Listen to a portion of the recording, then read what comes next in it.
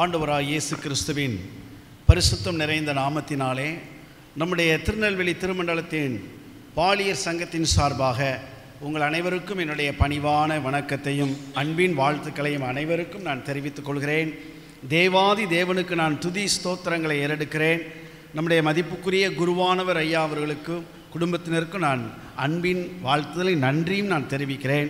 நல்ல அருமையான சபை ஊழியர்களை கர்த்தர் கொடுத்திருக்கிறார். அருமையான சாருக்கும் நன்றி, அன்பு சகோதரர் அவர்களுக்கும் நன்றி. திருச்சபையின் பெரியவர்கள், மூப்பர்கள், பாடல் குழுவினர், விசேஷமாக அன்பான சண்டே ஸ்கூல் பிள்ளைகள், சண்டே ஸ்கூல் டீச்சர்ஸ் எல்லாருக்கும் நன்றியை தெரிவித்து உங்கள் எல்லாரையும் நான் வாழ்த்துகிறேன். அன்புக்குரியவர்களே, இன்றைக்கு இந்த பாலர் ஞாயிறு ஆராதனையில் நான் பங்கு பெறுவதை எண்ணி நான் மகிழ்ச்சி அடைகிறேன். நான் எல்லாவற்றையும் கவனித்து கொண்டே இருந்தேன். நான் ஒரு சில ஆண்டுகளுக்கு முன்பதாக அந்த பாலர் ஞாயிறு ஆராதனையிலையும் மற்ற சில சிறப்பு கூடுகையிலையும் நான் பங்கு பெற்று கர்த்தருடைய வார்த்தையை பகிர்ந்து கொள்ள ஆண்டவர் எனக்கு நல்ல வாய்ப்பெல்லாம் தந்திருக்கிறார். அடிக்கடி நினைப்பேன், சாரை பார்க்கும்போது சொல்வேன், சார் என்ன சியோன் சர்ச்சுக்கு வந்து ரொம்ப நாள் ஆகிட்டேன் அப்படின்னு சொல்லி. அவங்க வாங்க கட்டாயம் ஒரு நாள் வருவீங்க அப்படின்னு சொல்லி அன்போடு சொல்வதுண்டு. ஒருவேளை இன்றைக்கு சில ஆண்டுகளுக்கு பிறகு மறுபடியும் இந்த இடத்துல வந்து நிற்பதை எண்ணி நான் மகிழ்கின்றேன். விசேஷமாக பிள்ளைகளுடைய பவனியிலே பெரியவங்களும் நாங்கள் நிறைய பேர் கலந்து கொண்டார்கள், ஊழியர்கள் எல்லாரும். அதில் எனக்கு ரொம்ப சந்தோஷமாக இருந்துச்சு. பிள்ளைகள் அழகாக கீழ்ப்படிதல் உள்ள பிள்ளைகளாக கவனிக்கணும். நல்லா இருந்தீங்க, நல்லா பவனி வந்தீங்க. இங்கேயும் நான் கவனிச்சுட்டே இருந்தேன். எல்லா உங்களுடைய ப்ரோக்ராம் எல்லாவற்றையும் நல்லா அழகாக எந்த விதமான ஒரு பிசகு இல்லாமல் அழகாக நீங்கள் செஞ்சீங்க, ஜெபம் பண்ணீங்க. உங்கள் எல்லாரையும் நான் உங்களுடைய அண்ணனாக உங்களுக்கு நான் பாராட்டுக்களை தெரிவிக்கிறேன். சபையார் எல்லாரும், பெற்றோர் எல்லோரும், பெரியவங்களாம் இணைந்து உற்சாகமாக இந்த பிள்ளைகளை கரங்களை தட்டி ஒரு வாழ்த்து தெரிவிக்க அன்போடு நான் கேட்கிறேன் எல்லாரும். அப்புறம் சண்டே ஸ்கூல் டீச்சர்ஸ் அவங்க தான் இதற்கு முழு காரணம். ஏன்னா அவங்க தான் நல்லா இவங்களை பயிற்சி கொடுத்து பொறுமையோடு என்ன கற்றுக் கொடுத்துருக்குறாங்க. அவங்களுக்கு ஒரு கிளாப் பண்ணிடுவோம். அவங்களுக்கு நம்முடைய இந்த தென்காசி வடக்கு, அதாவது சியோன் ஆலயத்தினுடைய இந்த அருமையான சேகரத்தில் இந்த கஸ்பா சண்டே ஸ்கூல் வந்து ரொம்ப சிறப்பாக நடந்துகிட்ருக்கு. நாங்கள் சகோதரி ஜெபராணி அப்பப்போ விசிட் பண்ணுறதா அழகாக சொன்னாங்க. ஆனால் எங்களுக்கு எல்லாமே ரிப்போர்ட் வந்துக்கிட்டே இருக்கும். நாங்கள் அங்கேருந்தே பார்த்துட்டு இருப்போம். அங்கே ஒரு டீம் எல்லாம் கவனிச்சிட்டே இருக்கோம். அந்த எக்ஸாம்லேயே கவனிச்சிருவோம் எந்த அளவுக்கு இவங்க சொல்லி கொடுத்துருக்காங்கன்னு தெரிஞ்சிடும். அதனால் நம்முடைய சியோன் ஆலயத்தினுடைய அருமையான சண்டே ஸ்கூல் நல்ல ஒரு பிரைட்னஸ் அழகாக இருக்குது. சரியா? நல்லா பாடத்திட்டங்கள் அவங்க ரிப்போர்ட் கொடுக்கும்போது அறிக்கை ஷார்ட் அண்ட் ஸ்வீட்டாக வாசித்தாங்க. அதில் நாங்கள் எல்லாருமே கலந்து கொண்டோம் பயிற்சி முகாம்லன்னு சொன்னாங்க.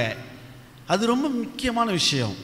ஏன்னா நமக்கெல்லாம் அன்றைக்கி ஒரு சகோதரி சொன்னாங்க, யாரையும் நான் குற்றப்படுத்த விரும்ப மாட்டேன், சகோதரி சொன்னாங்க, எனக்கு தான் எல்லாம் தெரியுமே, நான் எத்தனை வருஷம் சீனியர் எக்ஸ்பீரியன்ஸ், நாங்கள் ட்ரைனிங் வந்தால் தான் சொல்லிக் கொடுக்கணுமா, பைபிள் தானே சொல்லிக் கொடுக்கணும் அப்படின்னு ரொம்ப ஓப்பனாக என்கிட்ட பேசுனாங்க.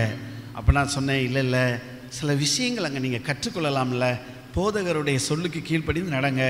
என்ன அதனால் அவங்க சொல்லும்போது பயிற்சிக்கு வரணும்னா வாங்க, அங்கே வர முடியாட்டா இன்னொரு இடத்துக்கு வந்துடுங்க என்று சொல்லி அவர்களுக்கு தாழ்மையோடு ஒரு ஆலோசனை கொடுத்தோம். ஏன்னா நம்ம வாழ்க்கையில் கற்றுக்கொண்டே இருக்க வேண்டும். நம்ம எல்லாருமே சீடர்கள் தான், கற்றுக்கொண்டே இருக்க வேண்டும். எல்லாம் தெரியும்னு யாரும் சொல்லிடவே முடியாது. ஆகவே அப்படிப்பட்ட நல்ல ஒரு தாழ்மையோடு வந்து கற்றுக்கொள்ளுகின்ற டீச்சர்ஸை நான் பாராட்டுகிறேன். கர்த்தர் உங்களை ஒவ்வொருவரையும் ஆசீர்வதிப்பாராக. இன்றைக்கும் ஆராதனை முடிஞ்ச உடனே ஐயா சார் சொன்னாங்க, எல்லா ஐக்கிய சங்கங்கள் நடைபெறும், சிறுவர் கூடயும் உண்டு தானே. அதில் நான் வந்து பிள்ளைகளுக்கு ஒரு சிறப்பான ஒரு நல்ல ஸ்டோரி சொல்ல விரும்புகிறேன். சரியா? உங்களோடு சேர்ந்து ஆக்ஷன் பண்ணி நான் ஸ்டோரி சொல்ல விரும்புகிறேன். இங்கே நான் ஆக்ஷன் பண்ண வேண்டும் என்று நினைத்தேன், ஆனால் நீங்கள் சூப்பராக பண்ணிட்டீங்க. அப்புறம் நான் வந்து பண்ணால் அவ்வளோ நல்லா இருக்காது. அதனால் அடுத்தல நம்ம சிறுவர் கூடைகளை பார்க்கலான்னு. சரி, இப்போ நமக்கு ஒரு சின்ன ஒரு கேம் பண்ண போகிறோம். சின்ன பிள்ளைங்க மட்டும் இல்லை, இங்கே இருக்கிற எல்லாருமே, பெரியவங்க முதற்கொண்ட அனைவருமே இந்த கேமில் நீங்கள் பங்கு பெறணும். அவுட் அப்படின்னா நீங்கள் எந்திரிச்சு வெளியே போயிடக்கூடாது. அவுட் ஆகிட்டேன் நான் போகிறேன் அப்படின்னு. என்ன, இங்கே தான் இருக்கணும். இந்த கேம் வந்து ஒரு சும்மா ஒரு உற்சாகப்படுத்துறதுக்காக தவிர வேறு ஒன்றும் இல்லை. ஆகவே இந்த கேமில் என்ன, நாம் ஒரு கிளாப் தான் பண்ணணும், அவ்வளோதான். அது என்ன கேம் ஏற்கனவே உங்களுக்கு தெரிஞ்சிருக்கும், அந்த கேம் தான். பைபிளில் எத்தனை புத்தகங்கள் இருக்கிறது? 66 புத்தகங்கள் இருக்குது. இதில் உள்ள பெயரெல்லாம் சொல்லுவேன், நீங்கள் கிளாப் பண்ணிட்டே இருக்கணும், அவ்வளோதான். திடீர்னு அது இல்லாததை நான் சொல்லும்போது கிளாப் பண்ணிட்டீங்கன்னு வச்சுக்கிங்க, அவ்வளோதான், அவுட்டு. ஆனாலும் தொடர்ந்து விளையாண்டுகிட்டே இருக்கலாம். சரியா? ஒரு ட்ரையல் பார்ப்போமா? ஆதியாகமம். அழகாக தருவீங்க, எழும்பணுமா? அழகாக சொன்னாங்க சார், ஏன்னா ரொம்ப நேரம் உட்காந்துட்டீங்களாம், அதனால் கொஞ்சம் ஒரு ஸ்டாண்டப் எல்லோரும் எழுப்பிடுங்க பார்ப்போம். சரி, வெரி குட், ரொம்ப அருமையான ஐடியா. இப்போது நம்ம எல்லோரும் ரெடி, ட்ரையல் பார்த்தாச்சு. ஒரு ட்ரையலே நான் கண்டுபிடிச்சிட்டேன், நீங்கள் எல்லாருமே பிரில்லியண்ட் தான். ஓகே, இப்போ நம்ம போகிறோம். லேவியராகமம், எண்ணாகமம், உபாகமம், 1 சாமுவேல், 2 சாமுவேல், 3 சாமுவேல். இதுக்கு தான் நிறைய பேர் நினைக்கிங்க, இதுக்கு தானே நான் கையை தட்டலை, நான் ஏன் அமைதியாக இருக்கேன், எனக்கு தெரியும் இப்படி ஏதாவது நடக்குண்டா. சும்மா தட்டுங்க, ஒன்றும் பிரச்சனை இல்லை. யார் தோத்துட்டாலும் நம்ம வந்து யாரும் பார்க்க போகிறதில்ல. அவுட் ஆனவங்க உட்காந்துடணுமோ? ஐயோ கஷ்டமாக இருக்குமே, வேண்டாம். சார் சொன்னாங்க அவுட் ஆனவங்க உட்காந்துக்கிட்டா யார் அவுட் ஆகிட்டாங்கன்னு தெரிஞ்சிடும்ல, இவ்வளோதான், 2 தடவை தான். ரைட், மத்தேயு, மார்க்கு, லூக்கா, யோவான், 1 யோவான், 3 யோவான். பைபிள் சரியாக வாசிக்கல நினைக்கிறேன். 3 யோவான் இருக்குல்ல, தட்டணும்ல. ஏசாயா, எரேமியா, எலியா. உட்காருங்க, அழகாக தண்ணி, ரொம்ப சந்தோஷம்.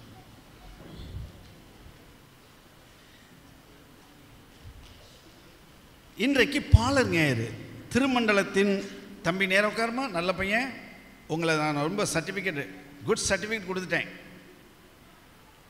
இந்த பக்கத்தில் இன்றைக்கு திருமண்டலத்தினுடைய அநேக சபைகளிலே இந்த பாலர் ஞாயிறு நடந்துட்டுருக்கு.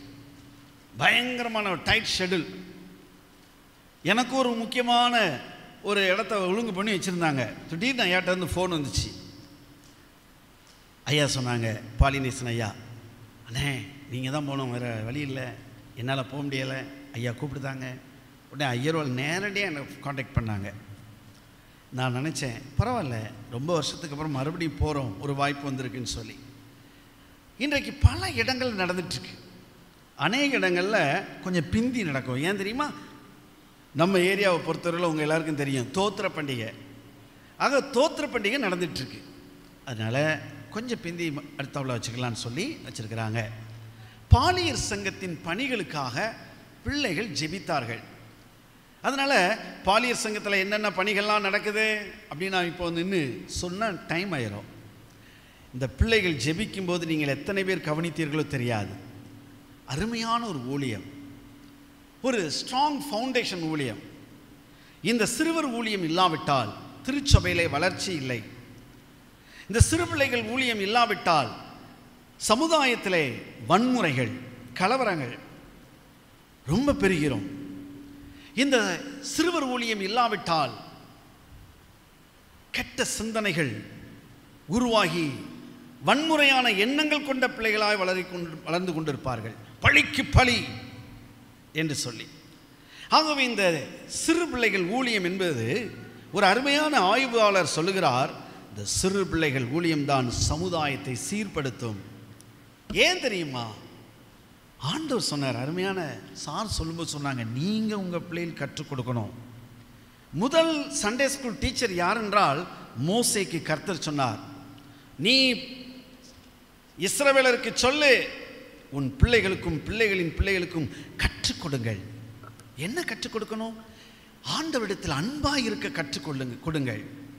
அவருடைய கற்பனைகளை கற்றுக் கொடுங்கள். அவர் செய்த அற்புதங்களை கற்றுக் கொடுங்கள் என்று தெளிவாக சொல்கிறார். அதனால் சண்டே ஸ்கூல் டீச்சர் சரியாக சொல்லிக் கொடுக்கல, இங்கே பாருங்கள் அப்படிலாம் சொல்ல முடியாது, தப்ப முடியாது. முதல் சண்டே ஸ்கூல் டீச்சர்ஸ் பெற்றோர் தான். அடுத்து தான் அவங்க போதகர்கள், ஊழியர்கள் எல்லாருமே அடுத்து தான் வரோம். நாங்கள் ஃபஸ்ட்டு நம்ம தான். ஆக இந்த சிறு பிள்ளைகள் ஊழியம் இந்த சிறு வயதிலே நல்ல விஷயங்கள் மனதிலே பதிகின்ற பொழுது அதை அவர்கள் விடாதிருப்பார்கள். பைபிள் அப்படி தான் சொல்லுது. சிறு பிள்ளை நடத்த வேண்டிய வழியில் நடத்த அவன் முதிர் வயதிலும் அதை விடாதிருப்பான். அப்படிப்பட்ட ஒரு உன்னதமான ஊழியம்தான் பாலியர் சங்கம் ஊழியம். அதனுடைய தொடர்பு ஊழியங்கள் தான் தோள் கொடுத்து நிற்கும், சம்பளமே இல்லாமல் எந்த விதமான பிரதிபலன் பாராமல் ஊழியம் செய்கிறார்களே சண்டே ஸ்கூல் டீச்சர்ஸ் அவர்கள்தான். அன்பானவர்களே, இந்த ஊழியங்களுக்காக நீங்கள் தொடர்ந்து ஜெபியுங்கள்.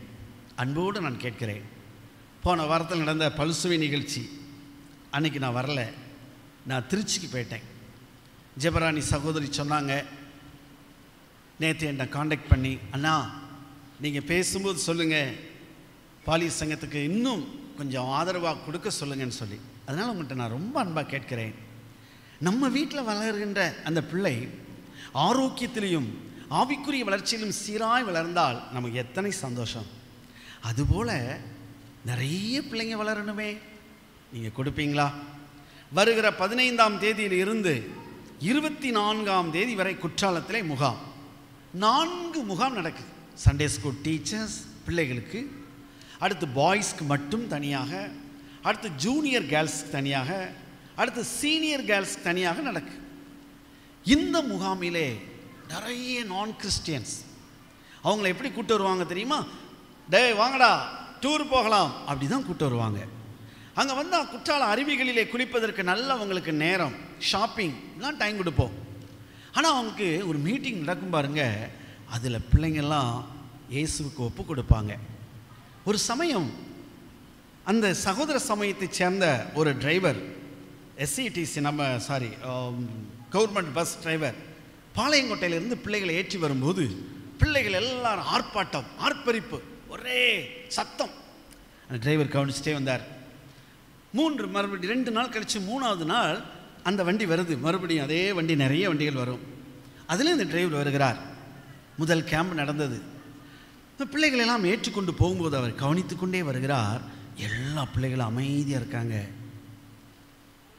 கற்றுக்கொண்ட ஒரு சில பாடல்களை பாடிக்கிட்டு அமைதியாக இருக்காங்க. வண்டி ஓட்டிக்கொண்டே இதை பார்க்கிறார் அந்த டிரைவர். என்ன மாற்றம், இது என்ன நடந்துச்சிங்க? அடுத்த கேம்புக்கு வரும்போது அவருக்கு சாப்பாடு, டிரைவர்ஸ்லாம் அங்கே சாப்பிடுவாங்க, கண்டக்டர்ஸ் எல்லாம் சாப்பிடும்போது சொன்னாங்க, என்ன நடக்குதுங்க, இப்படி ஒரு மாற்றத்தை நாங்கள் பார்த்தேன். என்ன ஆச்சரியம், நிறைய பிள்ளைங்க தங்களை ஒப்பு கொடுக்கிறார்கள். ஊழியக்காரர்களாய், நல்ல அருமையான ஆசிரியர்களாய், பேராசிரியர்களாய், தொழில் அதிபர்களாய் அங்கே உருவாகிறார்கள். அதனுடைய பின்தொடர்பு ஊழியமாக நாங்கள் ஸ்கூலுக்கெல்லாம் போய் மறுபடியும் அவர்களை காண்டாக்ட் பண்ணி நடத்திக்கிட்டே இருக்கோம். அருமையான ஒரு ஊழியம். இந்த ஊழியத்தை நீங்கள் தாங்குங்க. சகோதரி ஜெபராணி வரும்போது அவர்களை நீங்கள் உற்சாகப்படுத்துங்கள். மாதந்தோறும் ஏதாவது கொடுக்க முடிந்தால் கொடுத்து கொண்டு இருக்கிறவர்களுக்கு நான் நன்றி சொல்கிறேன். இதுவரை இந்த ஊழியத்துக்கு நான் கொடுக்கலைங்க அப்படின்னு சொன்னால் உங்களுக்கு ஒரு வாய்ப்பு.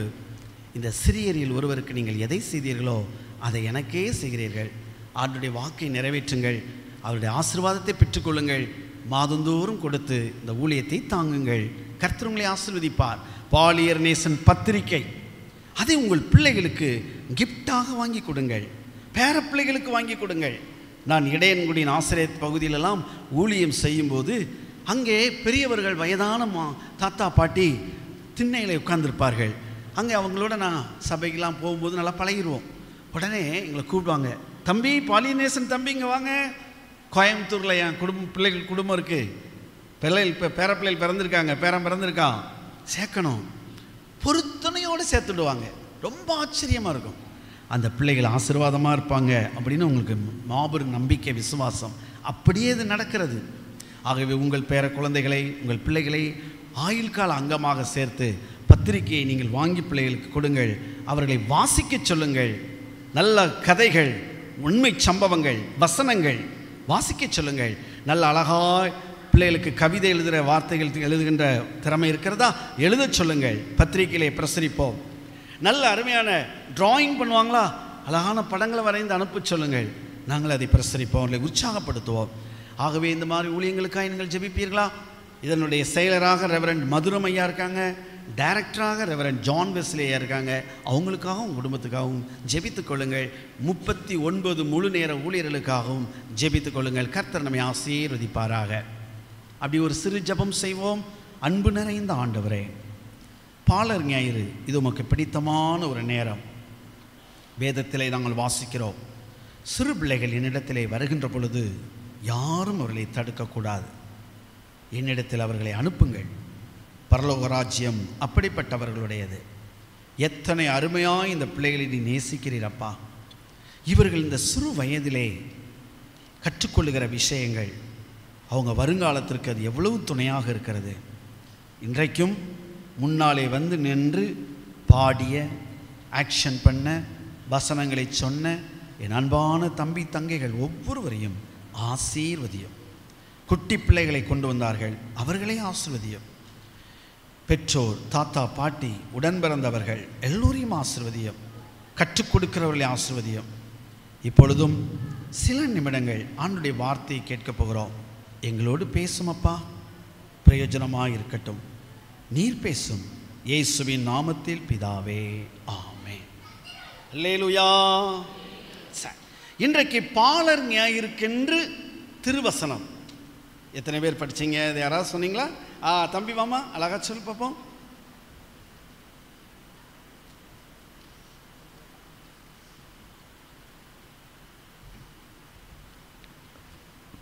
இயேசுவின் பார்வையில் சிறுவர்கள். நீங்கள் மனம் திரும்பி பிள்ளைகளைப் போல் ஆகாவிட்டால் பரலோக ராஜ்யத்தில் பிரசங்கிக்க மாட்டீர்கள் என்று மெய்யாகவே உங்களுக்கு சொல்லுகிறேன் என்றார். மத்தேயு 18 அதிகாரம் 3ஆம் வசனம். எல்லாருமே படிச்சிருக்காங்க. மற்ற காரியங்களுக்கு முக்கியத்துவம் கொடுக்கறதுனால அதை சொல்ல விடலை, அவ்வளவுதான். சண்டே ஸ்கூலில் சொல்வீங்க. இயேசுவின் பார்வையில் சிறுவர்கள். இயேசு கிறிஸ்துவின் பார்வையில் சிறுவர்கள் எப்படிப்பட்டவர்கள்? முதலாவது நம்முடைய பார்வையில் அவர்கள் எப்படிப்பட்டவர்களாக இருக்கிறாங்க? நமக்கு ரொம்ப செல்லமாக தான் இருக்கிறாங்க. ஆனாலும் நம்ம என்ன சொல்லுவோம்? அங்கே போய் உட்காரு, கொஞ்சம் தள்ளி போய் உட்காரு, கீழே உட்காரு. ஆனால் இயேசு கிறிஸ்துவின் பார்வையில் சிறுவர்கள் மேலானவர்கள், மதிப்பு மிக்கவர்கள், உயர்ந்தவர்கள். அதனால தான் நல்லா கவனிங்க. நம்ம எக்ஸாம்பிளுக்கு நம்ம என்ன சொல்லுவோம்? அவரை பார், இவரை பார் அப்படின்னு பெரிய பெரிய ஆட்கள் எல்லாம் சொல்லுவாங்க. டாக்டர் அப்துல் கலாமை பாருங்கள், கனவு காணுங்கள் என்று சொன்னார். இப்படி பெரிய படித்தவர்கள், ஞானிகள், பெரிய பரிசுத்தவான்கள், இவங்களை தான் நம்ம முன்ன நிறுத்துவோம். ஆனால் இயேசு கிறிஸ்து அங்கே வசனம் சொல்லுகிறது, நீங்கள் அழகாய் வாசிக்கலாம். மத்தேயு 18ஆம் அதிகாரம் 2வது வசனத்தை வாசியுங்கள். தம்மிடத்தில் ஒரு பிள்ளையை அழைத்து அதை அவர்கள் நடுவிலே நிறுத்தி. பார்த்தீங்களா? ஏன் அழைத்து நிறுத்துறாருன்னா, முதலாவது வசனத்தில் சீடர்கள் கேட்குறாங்க ஒரு கேள்வி, பரலோக ராஜ்யத்தில் யார் பெரியவனாக இருப்பான்? பார்த்தீங்களா? இன்னைக்கு சபையில் யார் பெரியவன்? குடும்பத்தில் யார் பெரியவன்? வேலை செய்கிற இடத்துல யார் பெரியவன்? சீடர்களுக்குள்ளும் இருந்தது. தங்களுக்குள்ளே யார் பெரியவன்? ஆண்டவர் சொல்லி கொடுத்தார். அப்படி என்னாதீங்க, சிந்திக்காதீங்க. அதைத்தான் இங்கே சீடர்கள் கேட்குறாங்க, பரலோக ராஜ்யத்தில் யார் பெரியவனாக இருப்பான்? உடனே ஆண்டவர் எக்ஸாம்பிளுக்கு அழகாக ஒரு பிள்ளையை கூப்பிடுதாருங்க, வாமா வாமா, கூப்பிட்டு நடுவிலே நிறுத்தி. முக்கியமான பாயிண்ட், நடுவிலே நிறுத்தி. ஒரு ஓரத்தில் அல்ல, கொஞ்சம் தள்ளி நிப்பாட்டி அந்த பிள்ளையை பாருங்கன்னு சொல்லலை. நடுவிலே, நம் வாழ்க்கையின் நடுவிலே ஆண்டவர் ஒரு சிறு பிள்ளையை எக்ஸாம்பிளாக வைக்கிறார். சின்ன பிள்ளைங்களா, இது உங்களுக்கும் பெரியவங்க எல்லோருக்கும், நம்ம எல்லோருக்குமான ஒரு செய்தியாக இருக்கிறது. இடையிடையே கதைகள் வரும், கவனியுங்கள். அப்போ ஆண்டவர் அந்த 3வது வசனத்தை தான் ஃபர்ஸ்ட் சொல்றார். யார் பெரியவனாக இருப்பான் என்று சொல்லலை.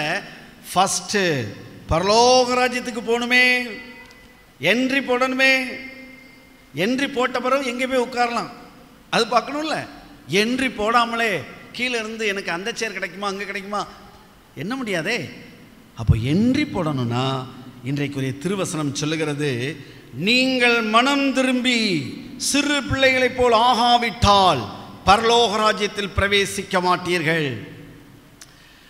பரலோக ராஜ்யத்தில் பிரவேசிப்பதற்கு ஃபர்ஸ்ட் நீங்கள் மனம் திரும்பி சிறு பிள்ளைகளைப் போல் மாற வேண்டும்.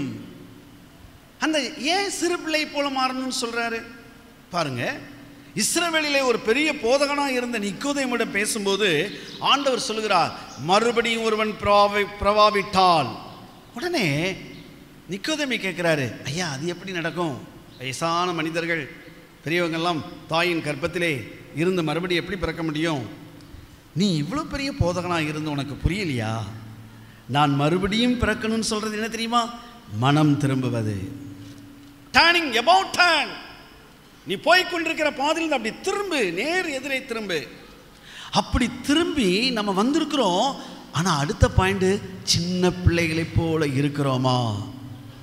ஏன்னா பைபிள் ஒரு இடத்துல எபிரேயரில் பார்க்குறோம், நீங்கள் இன்னும் சின்ன குழந்தைகளாகவே இருக்கீங்களே, அது வேற. ஆனால் இதில் ஒரு சிறு பிள்ளை எப்படிப்பட்டதாக இருக்கும் தெரியுமா? கள்ளம் கபடம் இல்லாமல் இருக்கும், பரிசுத்தமாக இருக்கும், தூய்மை. அதுக்கு தப்புனா என்னன்னே தெரியாது. கொஞ்சம் விவரம் தெரிய தான் சொல்லி கொடுத்துருந்தாங்க மற்ற பசங்க பிள்ளைங்கள்லாம். ஆனால் இந்த பிள்ளைகளுக்கு பாவம்னா என்னன்னே தெரியாது. கள்ளம் கபடம் இல்லாத ஒரு வாழ்க்கை, குழந்தைத்தனமான வாழ்க்கை, பரிசுத்தமான ஒரு வாழ்க்கை நீ வாழணும் அப்படின்னு என்னையும் உங்களையும் ஆண்டவர் சொல்லுகிறார். பிரியமானவர்களே, பாருங்கள், அப்போஸ்தலனாகிய பவுல் எவ்வளவு ஒரு முரட்டு மனிதர் என்று உங்களுக்கு தெரியும். அவர் படித்து பட்டங்களை பெற்றவர். அக்காலத்திலே பிஹெச்டி மாதிரி அவர் படித்தவர், பயங்கரமான அறிவு. ஆனால் அவருக்கு இயேசுனா பிடிக்காது. அந்த மனிதர் தமஸ்குவிலே தேவ பிள்ளைகளை தண்டிக்கும்படி, ஜெயிலில் போடும்படி, அடிக்கும்படி, சித்திரவதை செய்யும்படி புறப்பட்டு போகும்போது வெளிச்சத்தை பார்த்தார். ஜீசஸ், சவுலே சவுலே நீ என்னை ஏன் துன்பப்படுத்துகிறாய்? யாரு யாரது என்கிட்ட பேசுறது? ஒரே இருட்டா இருக்கு சவுலுக்கு. அந்த வெளிச்சத்து நடுவில் இருந்து இயேசு பேசினார். அந்த வெளிச்சத்தை அவர் பார்த்ததுனால கண்ணு குருடாயிடுச்சு. இப்போ அந்த சவுலுடைய நிலைமை என்ன தெரியுமா? ஆண்டவரே, நான் என்ன செய்ய சித்தமா இருக்கிறேன்? நிமிர்ந்து நின்ன சவுல் முகங்குப்புற விழுந்து கிடக்கிறார். அது மட்டுமா, அந்த சவுல் இப்பொழுது என்ன சொல்கிறார் தெரியுமா? நான் படித்த படிப்புகள் எல்லாம் எனக்கு அது பின்னாடி நான் தூக்கி அப்படி பின்னாடி போட்டேன். ஒன்றும் இல்லை, நான் சாதாரண மனிதன். நீங்கள் என்ன யாரும் கும்பிடாதீங்க, எனக்கு மாலையெல்லாம் போடாதீங்க. நான் சாதாரண மனிதன் தான். தன்னை எப்படி தாழ்த்தினார் பார்த்தீங்களா? எப்படி ஒரு குழந்தையை போல மாறினார் பாருங்க. அவர் அழுதார், இயேசுவே நான் எவ்வளவு தவறு செஞ்சிருக்கேன், என்னை மன்னிங்கய்யா. 3 நாள் பச்சை தண்ணி கூட குடிக்காம சிறு பிள்ளை போல் தேம்பி தேம்பி அழுது கொண்டே இருந்தார். அனனியா தீர்க்கதரிசி வந்த பிறகு அவர் மேல் அப்படி ஹோலி ஸ்பிரிட் இறங்குது. கண்ணிலிருந்து செதில் போல் விழுது. கண் திறக்கப்படுகிறது. புதிய கண், மறுபடியும் பிறந்து விட்டார். புதிய கண்கள், ஆசீர்வாதமான ஆவிக்குரிய கண்கள். எல்லாரும் சொன்னாங்க, முன்னே நம்ம எல்லாரையும் துன்பப்படுத்த இவன் தானே இப்படி பேசுறான், எப்படி மாறிட்டான், என்ன ஆச்சரியம். ஒரு குழந்தை போல. கொரிடன் பூம் அப்படின்னு ஒரு அம்மா இருந்தாங்க, நெதர்லாந்து, பிரெஞ்சு மொழி பேசுறவங்க, பிரெஞ்சு. நாஜிக் படை, ஹிட்லர் பயங்கரமான கொடுங்கோல். நாஜிக் படையினால துன்பப்படுத்தப்பட்ட யூதர்கள், அவங்களெல்லாம் காப்பாற்றி கண்டுபிடிச்சி பாதாள அறையில் வச்சு அவங்கள மெயின்டைன் பண்ணாங்க. மருந்து போட்டாங்க, உணவு கொடுத்தாங்க. இது யாருக்கும் தெரியாது. எப்படியோ மோப்பம் பிடிச்சிட்டாங்க நாஜிக் படையில். அதில் ஒருத்தன் யூதனை போல வந்தான். கொரிடன் பூம் ஒரு கடையில் இருந்து வியாபாரம் பண்ணது போல் பண்ணுவாங்க. ஆனால் அப்பப்போ இந்த ஊழியம் செஞ்சதுக்காக யூதர்கள் எங்கேயாவது அடிபட்டிருக்காங்களா அதெல்லாம் பார்த்துட்டு அந்த பாதாள அறையில் கொண்டு வைப்பாங்க. அது வீடு மாதிரியே இருந்தது. உள்ள நல்ல சிகிச்சை கொடுத்தாங்க. இவனும் வந்தான், ஐயோ நான் நாஜிக் படையினால் பாதிக்கப்பட்டவன், எனக்கு எங்கே போனே தெரில. உடனே கொரிடன் பூம் அவனை நம்பிட்டாங்க. பாதாள அறைக்கு கொண்டு போனாங்க. என்னெல்லாம் நடக்குன்னு வாட்ச் பண்ணிட்டே இருந்தான். திடீர்னு ஒரு நாள் கொரிடன் பூம் இல்லாத நேரத்தில் கிளம்பி போயிட்டான். வந்தது பாருங்க படைகள். உள்ள இருக்கவங்களை மட்டும் இல்லை, இந்த கொரிடன் பூமையும் அவங்க தங்கச்சியும் அரெஸ்ட் பண்ணிச்சு. ஜெர்மனுக்கு கொண்டு போய் ஜெயிலில் வச்சு சித்திரவதை பண்ணிச்சு. எங்களுடைய எதிரிகளுக்கு நீங்கள் அடைக்கலம் கொடுத்தீங்களா, எங்கள் எதிரிகளுக்கு நீங்கள் காவல் காத்தீங்களா, துன்புறுத்தினார்கள். ஐயோ தாங்க முடியாத வேதனை. இயேசுவே எங்களுக்கு உதவிச்சிங்க. அழுதாங்க. கொரிடன் பூம் அவங்க தங்கச்சியும் 2 பேருமே சிஸ்டர்ஸ் தான். அவங்களுக்கு திருமணம் ஆகலை. பாருங்களேன், அந்த இராணுவ வீரர்களை ஒவ்வொருத்தரும் வந்து நான் இன்னைக்கு இப்படி அவங்க சித்திரவதை பண்ணுவேன், நான் இப்படி என்று சொல்லி ஒவ்வொரு நாளும் ஒவ்வொரு விதமாக அடிப்பாங்க. ஒரு நாள் ஒருத்தன் வந்தான் பாருங்க, அவன் சொன்னான், ஏய் நீங்களாம் என்னப்பா இன்னைக்கு நான் என்ன பண்ணுறேன் பார் என்று சொல்லி இந்த பெண்களை பாவம் அந்த புத்தகத்தை வாசிக்கும் போதே நமக்கு கண்ணீர் வரும். அவங்களுடைய ட்ரெஸ் முழுவதையும் எடுத்துட்டாங்க, கூனி குறுகி நிற்கிறாங்க. ஏசப்பா இவ்வளவு நாளும் தாங்க முடியாத சித்திரவதைகளை நாங்கள் தாங்கிட்டோம், ஆனால் இன்னைக்கு இப்படிப்பட்ட ஒரு அவமானத்துக்கு ஏன்பா நீங்கள் அனுமதிச்சிங்கன்னு அழுதாங்க. அப்படி கூனி குறுகி கிடந்தாங்க. 2 பேரும் அப்படி குனிந்து அப்படி குப்புறப்படுத்திருந்தாங்க. எல்லாரும் சிரிச்சாங்க. ஏய் ஒருத்தன் சொன்னா, ஏய் போதும்பா ட்ரெஸ்ஸை கொடுங்க.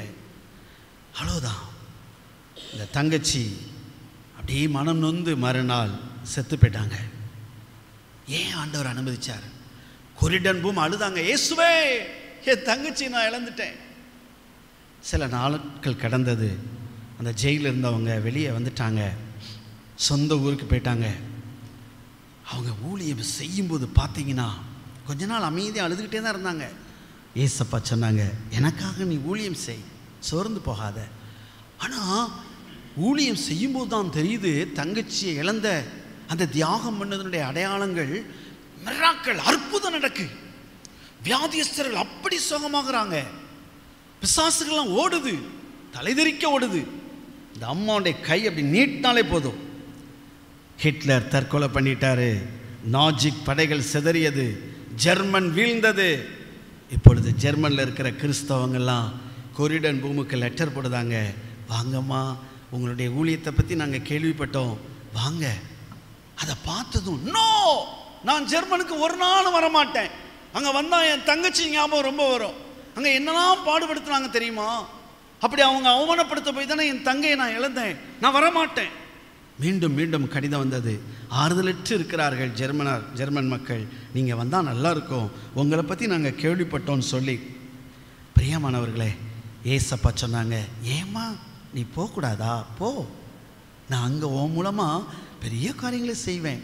வேண்டாம் ஆண்டவரே, அங்கே மட்டும் நீ போக சொல்லாதீங்க. போராட்டம். ஆண்டவர் சொன்னார், நீ கட்டாயம் போய் தான் ஆக வேண்டும். ஆண்டோருக்கு முன்னாடி ஏற்று பேச முடியலை, புறப்பட்டு போயிட்டாங்க. பயங்கர கூட்டம். கொரிடன் பூம் ஆச்சரியப்பட்டாங்க. ஜெர்மன் மக்கள் ஆறுதலற்ற நிலைமையில் இருக்கிறாங்க, எல்லாம் இழந்து நிற்கிறாங்க. இவங்களுடைய ஜெபமும் இவங்களுடைய காரியங்கள் ஒவ்வொன்றும் அற்புதங்களை கொண்டு வந்துச்சு.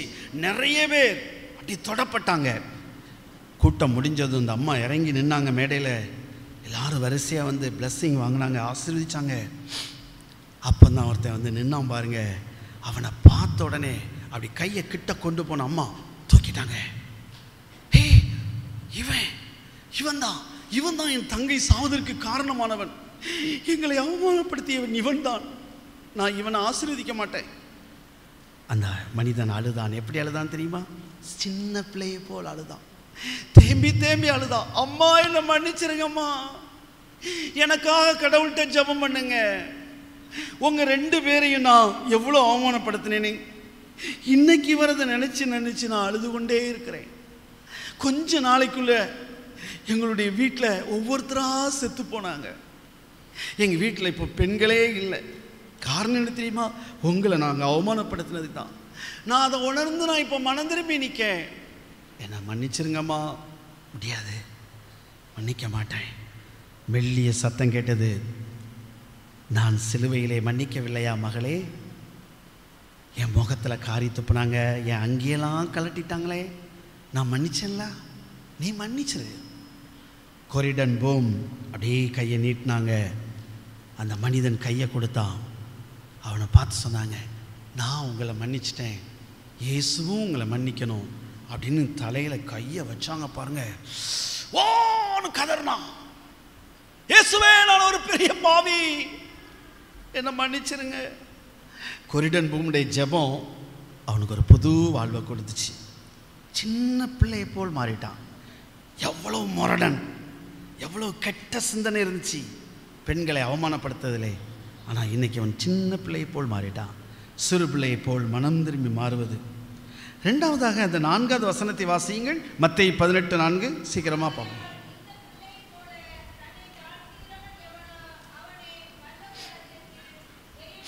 இப்போ தான் அவங்க கேட்ட கேள்விக்கு பதில் சொல்கிறார் ஜீசஸ். இந்த சின்ன பிள்ளை போல் தன்னை தாழ்த்துகிறவன் பரலோக ராஜ்யத்திலே பெரியவனாய் இருப்பான். இந்த சின்ன பிள்ளை எப்படி தாழ்த்துறாங்க? இங்கே பாருங்க, நான் அப்போதே சொன்னேன், இங்கே வாங்கம்மா உட்காருங்கன்னா உட்காந்துடுதாங்க.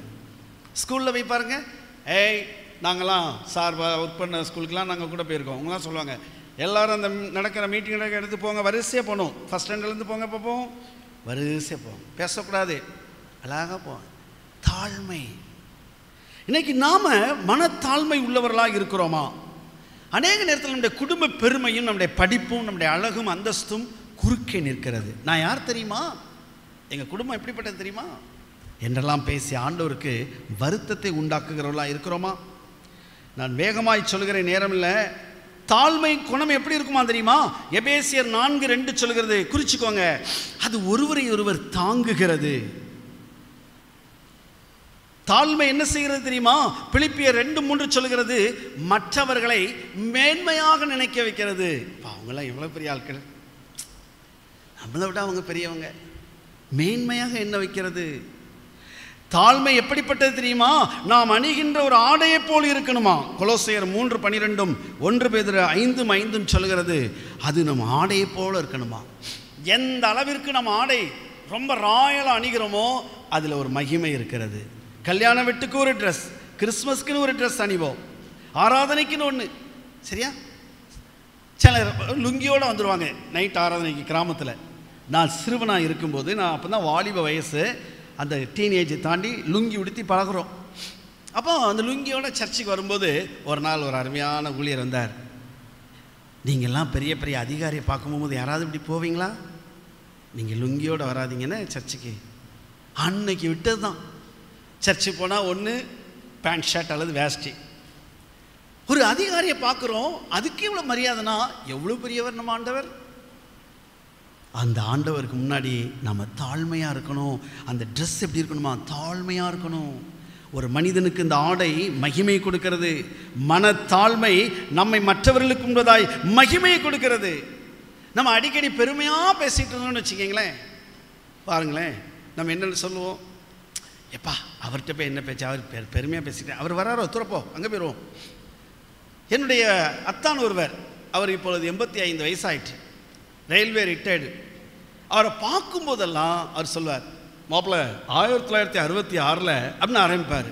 ஜூலை 7ஆம் தேதி நான் பாம்பேலேருந்து வந்திருக்கோம். என்ன டேட்லாம் கரெக்டாக சொல்லுதாரு அப்படின்னு பார்த்தா அந்த பேச்சை பார்த்தீங்கன்னா நான் அப்படின்னு வந்துகிட்டே இருக்கும். அதனால் மாப்பிள்ள நான் உன்னை பார்க்கணுமேன்னா, நான் இப்போ ஊழியத்துக்கு கிளம்பிட்டு இருக்கேன், பிற பார்ப்போம் அப்படின்னு சொல்லி தப்பிச்சு வந்துருந்தது. எதுக்குன்னா அந்த பெருமையின் பேச்சு நமக்கு ஏற்றுக்கொள்ள முடியலை. எப்போ பார்த்தாலும் ஏன் தன்னையே பெருமையாக பேசுறது? நிறைய பேர் அப்படிதான்.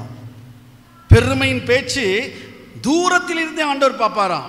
மேட்டிமை சிந்தை உள்ளவனை கர்த்தர் தூரத்திலிருந்து பார்க்கிறார்.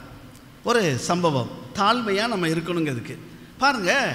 ஒரு குருகுலம் இருந்தது, பைபிள் கற்றுக்கொண்டாங்க மாணவர்கள். அப்போ புது மாணவர்கள் நிறைய பேர் வந்திருக்காங்க. அதில் ஒருத்தன் எனக்கு தெரியும் எப்போ பார்த்தாலும் சொல்லுவான், அவசரப்படுவான். ஒரு நாள் அந்த குரு என்ன பண்ணார் தெரியுமா? மாலை நேரத்தில் நல்ல ஒரு கதை கவனிங்க. குதிரையில் வந்தார். உடனே இவன் பாட்டான், குதிரையில் ஏறினா நல்லா இருக்குமே. மற்ற மாணவர்கள்லாம் சொன்னாங்க, ஏன்பா என்னாச்சு நீ இப்படி சொல்லிகிட்டே இருக்க? இல்லை எனக்கு குதிரை நான் ஏறி இருக்கேன். எங்கே ஏறினேன்? இல்லை ஏறி போனதை பார்த்துருக்கோம்ல, அதே மாதிரி போயிடலாம்ல. அது வேறப்பா, நமக்கு சொல்லி தருவார், அவசரப்படாத. இவனுக்கு எல்லாம் தெரியும் அப்படிங்கிற மாதிரியே பேசுகிறான். குரு அப்படி குதிரையில் வந்து கிட்ட நின்னதும், குருவே நானும் குதிரையில் போகிறேன். அவர் அப்படியே அவனை பார்த்தார். அப்படியா? ஆமாம் குருவே, நான் போயிடுவேன். தன்னை பெருமையாக நினச்சி பேசினான். தாழ்மை இல்லை கற்றுக்கொள்வதில். அவர் சொல்லி தருவார், நம்ம அமைதியாக இருப்போம். இல்லை, அவர் சொன்னார், நல்லா குதிரையை பாரு, கழுத்தில் ஒரு பெல்ட் மட்டும்தான் இருக்குது. குதிரைக்கு என்னெல்லாம் போட்டிருப்பாங்க? கடிவாளம், லகான் எல்லாம் இருக்கும். அது ஒன்றுமே இல்லை. அவர் சொன்னார். இவன் உடனே அவர் குரு கீழே இறங்கின உடனே இவன் குதிரையில் டப்புன்னு ஏறிட்டான். மற்ற மாணவர்கள் பார்த்தாங்க, என்னடா இவன் இவ்வளோ பெருமையாக அவசரப்பட்டுக்கிட்டு இருக்கான். அவன் ஏறி உட்கார்ந்ததும், ஐயா சொல்லுங்கய்யா, குதிரை எப்படி போகணும்? இந்த குதிரை லக்கான் கிடையாது, கடிவாளம் கிடையாது, இது அல்லேலுயா அப்படின்னு சொன்னால் போகும் அப்படின்னா பாருங்க, சத்தமாக அல்லேலுயா அப்படின்ட்டான். குதிரை சீறி பாஞ்சு ஓடுது. அல்லேலூயா அல்லேலூயா அப்படின்னாலும் அந்த பெல்ட்டை பிடிச்சிக்கிட்டான். அப்படியே குதிரை போகுது தடத தடதன். குரு பார்த்தார், போகிறதுக்கு தானே கேட்டான், நிப்பாட்டுறதுக்கு கேட்கலையே, அவன் பாட்டு போயிட்டானே, சரியான அவசர பையனாக இருக்கானே, இவன் என்ன பெருமையாக இருக்கான், சரி என்ன செய்ய. அது ஒரு பள்ளத்தாக்கு நோக்கி போகுது. கொஞ்சம் தூரத்தில் பெரிய பள்ளம் அதை நோக்கி போகுது. இவன் அப்படி எட்டி பார்த்தான், பெரிய பள்ளம் வருதே. அந்த பெல்ட்டை பிடிச்சி நிப்பாட்டுறான். திருப்பி பார்த்தான், அது பண்ணலை. ஏன்னா இவன் தான் அல்லேலியா அல்லேன்னு வேகமாக 4-5 தடவை சொல்லிட்டானே, அது ஸ்பீடாக போயிட்டே இருக்குது. இப்போ என்ன பண்ணன்னு தெரில. ஆனால் ஒன்று ஞாபகம் வந்துச்சு, ஆபத்து காலத்தில் ஆண்டவர்கிட்ட ஜெபம் பண்ணா கேட்பாரு. உடனே கண்ணை மூடிக்கிட்டு, ஆபத்து காலத்தில் என்னை நோக்கி கூப்பிடுன்னு சொன்னீங்களே, என்னை காப்பாத்துங்க இயேசுவின் நாமத்தில் ஆமேன் அப்படின்னா நின்றுட்டு, ஆமேன்னு சொன்னால் தான் நிற்கும். குரு சொல்கிறதுக்குள்ளே ஏன் வந்துட்டான். அல்லேலியானா ஓடும், ஆமேன்னா நிற்கும். ஆமேன் சத்தமாக சொன்னோடனே குதிரை சடன் பிரேக் அடித்து நின்றுட்டு கொஞ்சம் அப்படி கண்ணை திறந்து எட்டி பார்க்க சில அடி தூரம் பள்ளம் தள்ளி இருக்குது. உடனே சொன்னான், ஆண்டவரே நீங்கள் என்னை காப்பாற்றிட்டீங்க அல்லேலூயா அப்படின்னு சொல்லிட்டான். அப்படின்னா நம்ம வாழ்க்கையில் கொஞ்சம் யோசித்து பாருங்கள், அல்லேலூயானா என்ன இருக்கும், மறுபடியும் குதிரை சீறி பாஞ்சிருக்கும். பெருமை என்பது இதுதான். பெருமை உள்ளவர்கள் வீழ்ச்சி அடைவார்கள். கர்த்தர் தான் இதை கற்றுக் கொடுக்கிறார். நீங்கள் மனத்தாழ்மையாக இருந்து இதை கற்றுக்கொள்ளுங்கள் என்று அவர் சொல்லுகிறார். பிரியமானவர்களே, நாம் மனத்தாழ்மையை ஒரு ஆடை போல் அணிந்து கொள்வோம். கடைசியாக ஒன்று சொல்லி நான் முடிக்கிறேன். 6வது வசனத்தை வாசியுங்கள்.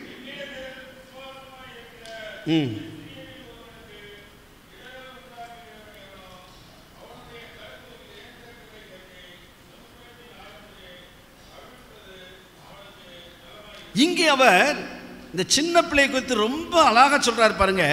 என்னிடத்தில் விசுவாசமாயிருக்கிற இந்த சிறியரில் ஒருவனுக்கு.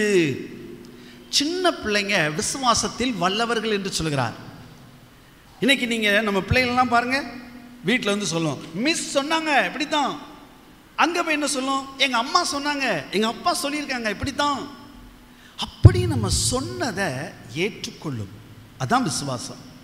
இன்றைக்கி நல்லா கவனிங்க, மும்பை பட்டணத்தில் இயந்திர துப்பாக்கியோட தீவிரவாதிகள் உள்ளே வந்தாங்க. நீங்கள்லாம் மும்பை பட்டணம் போயிருப்பீங்கன்னு நினைக்கிறேன். விக்டோரியா மகாராணி டெர்மினர், இன்றைக்கி அது சத்ரபதி சிவாஜி டெர்மினர் மாற்றிட்டாங்க. மிக பிரமாண்டம், லண்டன் மாநகரில் நிற்கிற மாதிரியே ஒரு ஃபீல் வரும். நரிமன் பாயிண்ட், விடி, விக்டோரியா டெர்மினர், அந்த இடம் பூரா அப்படி தான் சொல்லுவாங்க. அந்த இடத்துக்கு போனாலே இந்த பில்டிங்ஸ் எல்லாம் பார்த்தீங்கன்னா இங்கிலாந்து என்ஜினியர்ஸ் கட்டினது. மும்பை ஃபஸ்ட்டு மும்பை அதான். அவ்வளோ அழகாக இருக்கும். எல்லாத்தையும் அடையாளங்கள்லாம் மாற்றிட்டாங்க. சத்ரபதி சிவாஜி டெர்மினர் மாற்றிட்டாங்க. அதில் தான் அந்த தீவிரவாதிகள் புகுந்து திடுன்னு அடித்து நிறைய பேரை கொண்டுட்டாங்க. செத்து கிடந்த அம்மா கிட்ட நின்று அந்த சின்ன பிள்ளை எழுந்து அப்படி தட்டிக்கிட்டு அழுது, அம்மா எழுந்துருன்னு அதையும் கொண்டாங்க. அதில் ஒருத்தனை பிடிச்சிட்டாங்க. நம்முடைய அருமையான கமாண்டோ படைகள் தாஜ் ஹோட்டலில் பதுங்கியிருந்தவனை பிடிச்சிட்டாங்க. அவன் ஒரு இளைஞன். அவன்கிட்ட கேட்டாங்க, ஏன் இதை செய்கிறாய்? நீதிமன்றத்தில் பாட்டி கேட்கும்போது சொன்னான், நாங்கள் இன்னும் நீங்கள் பிடிச்சிட்டீங்க, ஜெயிலில் மாட்டி நீ வச்சுருக்கீங்க, அன்றைக்கு மட்டும் உங்கள்கிட்ட மாட்டாமல் இருந்தா இன்னும் நான் நிறைய பேரை கொன்று புனிதன், அந்த புனிதம் அடைந்திருப்பேன், புண்ணியம் செய்திருப்பேன். என்ன பேசுகிறான், நீ படிக்கலையா? நான் 7ஆம் வகுப்பு படித்து கொண்டிருக்கும் போதே என்னை கூட்டிகிட்டு போயிட்டாங்க. எங்கே? இந்த படையில் சேர்த்துட்டாங்க. பார்த்தீங்களா? 7ஆம் வகுப்பு படிக்கும்போதே படையில் கொண்டு சேர்த்து பிரெயின் வாஷ் பண்ணாங்க. நம்ம கடவுள் தான், நம்ம இறைவன் தான் உண்மையான இறைவன், அவருக்கு எதிரான மக்களெல்லாம் கொல்லுவது அவருக்கு செய்யும் தொண்டு. பிரெயின் வாஷ் பண்ணிட்டாங்க, மூளை சலவை பண்ணிட்டாங்க. அதனால் அவன் சொல்கிறான், கொல்றது தான், கொல்லணும் கொல்லணும் கொல்லணும், கொன்னாதான் எங்கள் இறைவனுக்கு நாங்கள் செய்யும் தொண்டு. அந்த சின்ன வயசில் அப்படியே விசுவாசித்து ஏற்றுக்கொள்வது. நம்ம பிள்ளைகளுக்கு அதான் நம்ம சொல்லிக் கொடுக்கோம். ஏசு கிறிஸ்து அவர் ரொம்ப அன்பானவர், நமக்காய் ரத்தம் சிந்திருக்கிறார், பரலோகத்தில் நம்மை சேர்ப்பார். தவறு செய்கிறவர்களுக்கு அங்கே வேண்டாம், நரகம் இருக்கிறது, அது சாத்தானுக்கும் அவன் கூட்டாளிகளுக்கும் உள்ளது, நாம் அங்கே போகக்கூடாது. சின்ன வயசில் சேர்க்கும்போது சொல்லும்போது தான் அது விசுவாசித்து அப்படியே ஏற்றுக்கொள்கிறது. பிரியமானவர்களே, விசுவாசம் என்பது அது எப்படிப்பட்டது தெரியுமா? பார்க்காமலேயே நம்புவது. குட்டி பிள்ளைங்களா கவனிங்க, நீங்கள் விசுவாசிக்கணும். ஏசு சுவாமி, ஏசு அப்பா என் கூட இருக்காங்க, அவர் ஒரு நண்பராக என் கூட இருக்காங்க, நான் எங்கே போனாலும் என் கூட வருவாங்க. நீ விசுவாசிக்க வேண்டும். உன்னுடைய எக்ஸாம்ல ஆண்டவர் உதவி செய்வார். விசுவாசிக்க வேண்டும். ஆரோக்கியம் தருவார். நம்ம குடும்ப வாழ்க்கையில் இருக்கிற பிரச்சனைகளை நீக்கி விடுவார். அது ஏதோ ஒரு எரிகோ மதில் மாதிரி தான் தெரியுது, அது செங்கடல் மாதிரி தான் தெரியுது, ஆனாலும் வழியை உண்டாக்குவார், இடித்து போடுவார். நாம் விசுவாசிக்கும் போது சகலமும் நடக்கிறது. தூரம் கடந்த விசுவாசம். அந்த சிறுமி தன்னுடைய தோழிகளோடு விளையாடி கொண்டு இருக்கும்போது ஒரு படை வந்தது, அவளை தூக்கிட்டு போச்சு. மற்றவங்களாம் தப்பிச்சு ஓடிட்டாங்க. அந்த சின்ன பிள்ளை சொன்னா, என்னை விட்டுருங்க விட்டுருங்க, அப்பா பார்க்கணும், அம்மா பார்க்கணும். ஏய் அமைதியாரு. ரதத்தில் தூக்கி போட்டு தூர தள்ளி வந்து தன்னுடைய தேசத்துக்கு கொண்டு வந்து சேர்த்தான் நாகமான். அவன் மனைவியிடம் கொண்டு பரிசாக கொடுத்தான். வச்சுக்கோ உனக்கு அடிமை கிஃப்ட். அழுதுகிட்டே இருந்தா இந்த எஜமானி. அழாத, நீங்கள் எனக்கு கூட இருந்துக்கோ. அழுது கொண்டே இருந்து அவள் சொன்னாள், இறைவா, ஏகோவா, கர்த்தாவே, நீங்கள் தான்ப்பா எனக்கு உதவி செய்யணும். விசுவாசம் உள்ள பெண் ஜெபித்தாள். அந்த விசுவாசம் நிறைந்த அந்த சிறுமி நிறைய தூரம் கடந்து, நிறைய மைல்கள் கடந்து வந்த போதும் விசுவாசத்தில் குறைவில்லை. தூரம் கடந்தாலும் விசுவாசத்தில் குன்றி போகக்கூடாது. சில பிள்ளைங்க பாருங்கள், அப்பா அம்மா விட்டு தூரமாக படிக்க போகிற இடத்துல விசுவாசத்தை விட்டுருவாங்க. நம்ம பக்கத்தில் தான் அப்பா இல்லையே, அம்மா இல்லையே, நம்ம சர்ச்சு பக்கத்தில் இல்லைல்ல, இங்கே நம்ம ஜாலியாக இருப்போம். விசுவாசத்தில் குன்றி போகாத அந்த சிறுமி என்ன சொன்னா தெரியுமா? நற்செய்தி சொன்னா. அம்மா, ஐயாவுக்கு இப்படிப்பட்ட ஒரு நோய் இருக்குதா? நாங்கள் எவ்வளவோ மருத்துவம் பார்த்துட்டோம், முடியலை. எங்கள் தேசத்துக்கு அனுப்புங்களம்மா, அங்கே தீர்க்கதரிசி இருக்காங்க, அவங்க ஜெபம் பண்ணினால் எங்கள் கடவுள் அற்புதம் செய்வார். நற்செய்தியை சொன்னாள். விசுவாசம் என்பது ஜெபிப்பது மட்டுமல்ல, கடவுள் என்னோடு இருக்கிறார் என்கிற உணர்வு மட்டுமல்ல, அவரை பற்றி சொல்லுவதும் தான். பிள்ளைங்களா, நீங்கள் உங்கள் ஃப்ரெண்ட்ஸுக்கு சொல்லணும், நாம் சொல்லணும். ஏன்னா ஆண்டவர் எவ்வளோ பெரியவர், அதை நான் விசுவாசிக்கிறேனே, அதை நான் பிறருக்கு சொல்லணுமே. பிரியமானவர்களே, 2 ராஜாக்கள் 5ஆம் அதிகாரம் 3ஆம் வசனத்தில் நாம் அதை பார்க்கிறோம். அந்த சிறுமி என்ன சொன்னாள் என்று சொல்லி. நான் ஒரு அருமையான சம்பவத்தை கேள்விப்பட்டேன். அது உண்மை என்று நான் ஒரு இடத்துல அறிந்து கொண்டேன். ஏன்னா அந்த ஃபீல்டில் இருந்தவரே என்கிட்ட வந்து கை கொடுத்தார். சார், பிரதர், நீங்கள் சொன்னீங்களே இந்த சம்பவம் எங்கள் ஃபீல்டில் நடந்ததுன்னு சொல்லி. இந்த மாதிரி சின்ன பிள்ளைங்களுக்கு வட இந்தியாவில் நம்ம மிஷினரிஸ் கூட்டம் நடத்துகிறாங்கல்ல, அவங்கள உட்கார வச்சு இயேசுவினுடைய அன்பை சொல்லும்போது ஒரு நாள் ஒன்று கற்றுக் கொடுத்தாங்க. நீங்கள் விசுவாசித்தால் இந்த மலையை பார்த்து பெயர்ந்து போ அப்படி சொன்னால் கூட அது பெயர்ந்து போய்விடும் என்று இயேசுநாதர் நமக்கு கற்றுக் கொடுத்துருக்கிறார். தம்பி தங்கைகளே, நீங்கள் விசுவாசியுங்கள் அப்படின்னு சொல்லி அழகாக சொல்லி கொடுத்துட்டாங்க. வீட்டுக்கு வந்து அந்த பாப்பா, அவங்க வீடு இப்படி வடக்கு நோக்கி இருக்கு, மேல் பக்கம் உள்ள ஜன்னல் அப்படி திறந்தா, அங்கே கொஞ்சம் தள்ளி ஒரு குன்று மாதிரி ஒன்று இருந்துச்சு. மரம் செடி கொடியே இல்லை, அந்த குன்று ஒரு வித்தியாசமாக இருந்துச்சு. அதை அப்படி பார்த்துட்டே இருந்தா. இந்த குன்று மட்டும் இல்லாமல் இருந்தால் நல்லா இருக்கும். முழங்கால் படிக்கிட்டா ஜெபம் பண்ண ஆரம்பிச்சிட்டா. அவள் சத்தமாக ஜெபம் பண்ணுறத அம்மா கேட்டாங்க. என்ன சொல்கிறா? ஜன்னலை திறந்து வச்சுட்டு கிட்ட வந்து நின்று பார்த்தா, ஆண்டவரே, நீங்கள் சொல்லியிருக்கீங்களா விசுவாசித்தால் இந்த மலையை பார்த்து பெயர்ந்து போன்னு சொன்னால் கூட பெயர்ந்து போகும்ன்ட்டு. நான் சொல்கிறேன், இந்த மலை, இந்த குன்று பெயர்ந்து போகட்டும், இந்த குன்று பெயர்ந்து போகட்டும். சிறுமி உடனே அவளை தட்டினாங்க. ஏமா, என்னது இந்த குன்றை பார்த்து பெயர்ந்து போன்னு சொல்கிற? ஆமாம், எங்களுக்கு சொல்லி கொடுத்தாங்க. ஐயோ, இந்த குன்று ஏமா பெயர்ந்து போகணும்? இது மட்டும் இல்லாமல் இருந்தால் நல்லா இருக்கும்ல. அந்த அம்மா அப்படி யோசிச்சிட்டே இருந்தாங்க. சின்ன பிள்ளைங்களுடைய விசுவாசத்தை நம்ம கெடுத்துடக்கூடாது. அவங்களும் அந்த பிள்ளை கூட சேர்ந்து முழங்கால் படிட்டு ஜெபம் பண்ணாங்க. தினம் ஒரு 4-5 நாள் இருக்கும். அந்த சின்ன பிள்ளையோட அப்பா அப்படி பார்த்துட்டே இருக்கார். தன்னுடைய மனைவியை கூட்டார். அவள் தான் தெரியாமல் இப்படி ஜெபம் பண்ணிகிட்டு இருக்கா, நீயும் கூட சேர்ந்து அவள் அந்த குன்று அகற்றுன்னு சொல்லிகிட்டு இருக்க. என்ன நீங்கள் நினச்சிட்டு இருக்கீங்க? இல்லைங்க, அகழுதோ போகுதோ இல்லையோ, ஆனால் சின்ன பிள்ளை விசுவாசிக்கிறாள்ல, அவளுக்காக நானும் ஜெபம் பண்ணிகிட்டு இருக்கேன். ஓஹோ, ஒரு 10 நாள் இருக்கும் பாருங்க, ஒரு அரசாங்க வாகனங்கள்லாம் வந்துக்கிட்டே இருக்கு அந்த சைடு. இவர் அப்படியே எட்டி பார்த்தார். என்னது, பெரிய பெரிய ஆட்கள்லாம் வர்றாங்க என்று சொல்லி இவரும் வீட்டை விட்டு இறங்கி அப்படியே போகிறார். அப்படியே போகும்போது அங்கே ஒரு அதிகாரி பார்த்து கேட்டார், ஐயா, எதுக்கு அந்த குன்று பக்கம் வந்து நிற்கீங்க?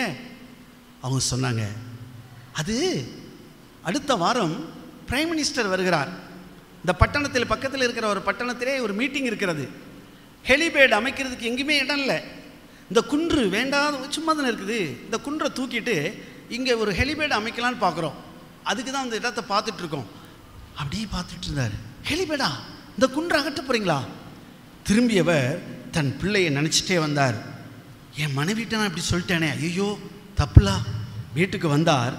தன்னுடைய அருமையான பிள்ளை ஸ்கூலில் இருந்து வரும்போது பார்த்தீங்கன்னா அதுக்கு முன்னாடியே பெரிய ஜேசிபி டோசர்லாம் வந்து நிற்கிது. அதெல்லாம் தள்ளிகிட்டு இருக்காங்க. இந்த சின்ன பிள்ளை ஜன்னல் கிட்ட போய் வழக்கம் போல் அப்படி திறந்து பார்க்க, பக்கத்தில் அப்பா வந்து நின்னார்.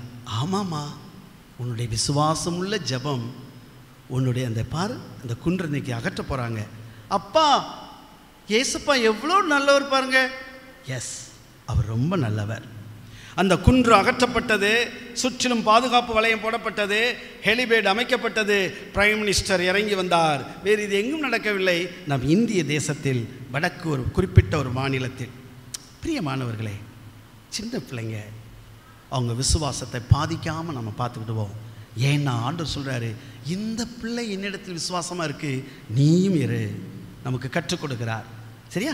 ஆண்டவர் தாமே இந்த வார்த்தைகள் ஒவ்வொன்றையும் நமக்கு ஆசீர்வதித்து தருவாராக.